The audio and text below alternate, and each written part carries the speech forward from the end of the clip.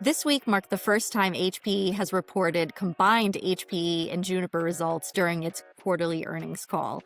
The company's CEO, Antonio Neri, said during his company's Q3 2025 that both Aruba and Juniper Networks sales teams are being incentivized to sell both networking portfolios in a bid to build sales momentum in the wake, of course, of HPE's $13.4 billion acquisition of Juniper Networks, which closed in July. And at the time, I spoke with Steve Burke about the same deal, talking to Steve again here on CRN In Depth. Welcome, Steve. Thanks for joining.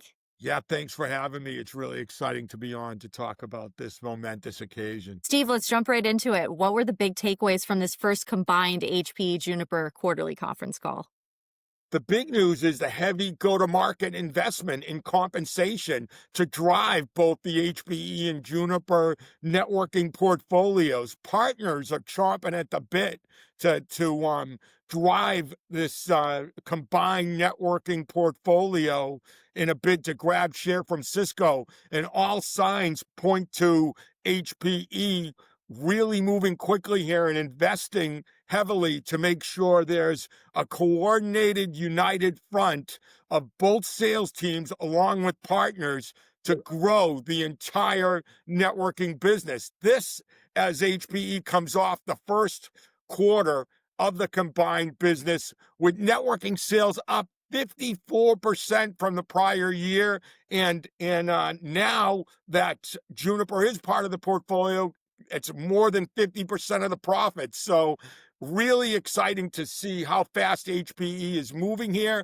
Partners are super excited about the work being done in North America by new HPE North America Senior Vice President of Networking Sales, Jeff Dolce, and North America Channel Chief Jeremiah Jensen, who are both driving a united compensation and sales engagement model with partners that partners see paying off big time in networking sales growth. Yeah, so speaking of partners, I know you've been talking to a bunch this week. What are you hearing from partners, with regard to this potential to drive networking sales growth?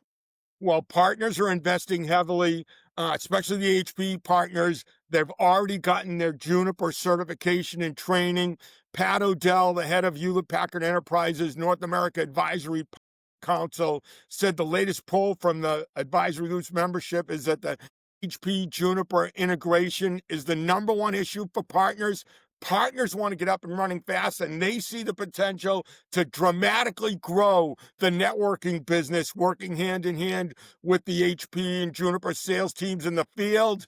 Pat O'Dell, who is managing partner at HPE stalwart partner CPP Associates, feels the CPP team can grow that business at least 50% over the next 12 to 18 months. Mike Wenzel, the president of highly respected HPE partner Comport Consulting, is even more optimistic. He's hoping to double Comport's sales in the networking business over the next year. He sees a huge opportunity here, especially with the recent abrupt departure of Cisco Channel Chief Rodney Clark to drive networking market share versus Cisco, even as Cisco moves forward to implement its Cisco 360 new partner program. So as Mike Wenzel said, the timing couldn't be better for this HPE Juniper market offensive, given some of what's going on over at Cisco. Another quick take, something that you wrote about, and then Antonio mentioned in a call with us, was that in the most recent Magic Quadrant in the leaders segment, both Juniper and HPE are right there in the leaders segment, and Cisco is no longer in that leaders networking portion of the quadrant. Yeah, it's really interesting. The networking industry's been, you and I have been just neck deep covering this stuff lately.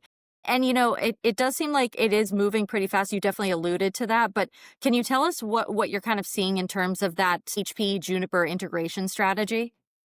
Yeah, HPE and Juniper are moving very carefully to thoughtfully integrate the campus and branch offerings with the HPE Aruba Networking Central platform. So, as HPE CEO Antonio Neri said on the call, no customer will be left behind, with the aim for the sales forces and the partners to sell both products with an integration that happens over time through the AI ops layer. So it's really interesting. I think you're gonna see kind of a roadmap that will progress over time, and I think HP and Juniper are both being careful to give customers the choice of which products they want to use and make sure that there is no confusion in terms of this product's being eliminated or that product is being eliminated. And if you look at it with the networking sales from the combined companies up 54%. As Antonio said on the call,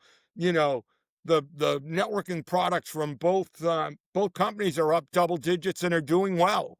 So HV is moving slowly here. I think that's going to benefit partners to maximize the sales. HV is also working on integrating its private cloud portfolio with the Juniper software-defined networking. And a big thing here is HPE is driving integration with its storage and server business. So Antonio and the partners see this combination really benefiting the storage and the server business, because you're going to have a full AI ops driven infrastructure from the network to storage and compute. So it's a huge opportunity right now for HPE Juniper partners, and it's going to be really exciting to follow going forward and see just how successful the partners are at executing here and what kind of channel programs and incentives that HPE Juniper bring to the table to accelerate. Awesome conversation this week with Antonio, Steve. Great job covering as usual. I know we'll both, stay covering this evolving networking market, to say the least. And thanks so much for joining me on CRN In Depth this week. Thanks for having me, Gina. Really enjoyed it.